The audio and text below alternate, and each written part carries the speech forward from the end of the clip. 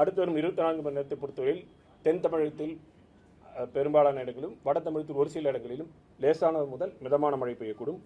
கனமழை எச்சரிக்கையை பொறுத்தவரையில் டெல்டா அடுத்து வரும் 24 மணி நேரத்திற்கு டெல்டா மாவட்டங்கள், கன்னியாகுமரி, தூத்துக்குடி, தென்காசி மாவட்டங்களில் ஓரிரு இடங்களில் கனமுதல் மிக கனமழையும், நெல்லை மாவட்டத்தில் ஓரிரு இடங்களில் அதிக கனமழைக்கும் வாய்ப்புள்ளது.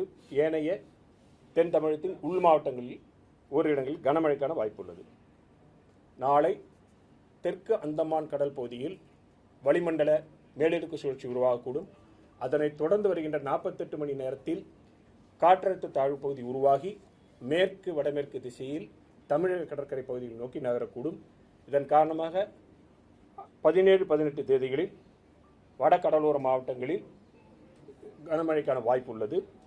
மீனவர்களுக்கான எச்சரிக்கையை பொறுத்தவரையில் குமரிக்கடல் பகுதியில் இன்று சூறாவளி காற்று வீசக்கூடுவதால் இன்று மீனவர்கள் செல்ல வேண்டாம் என்று அறிவிக்கப்படுகிறார்கள். மேலும் 15, 16, 17 தேதிகளில் அந்தமான் கடல் பகுதி, தென்கிழக்கு வங்கக்கடல் மற்றும் தென்மேற்கு வங்கக்கடல் மற்றும் அதனை ஒட்டியுள்ள மத்திய வங்கக்கடல் பகுதிகளில் சூறாவளி காற்றானது 35 முதல் 45 கிலோமீட்டர் வேகத்தில் அவ்வப்பொழுது 55 கிலோமீட்டர் வேகத்தில் வீசக்கூடும் என்பதால் மீனவர்கள் 15, 16, 17 தேதிகளில் இந்த பகுதிகளுக்கு செல்ல வேண்டாம் என்று அறிவுறுத்தப்படுகிறார்கள்.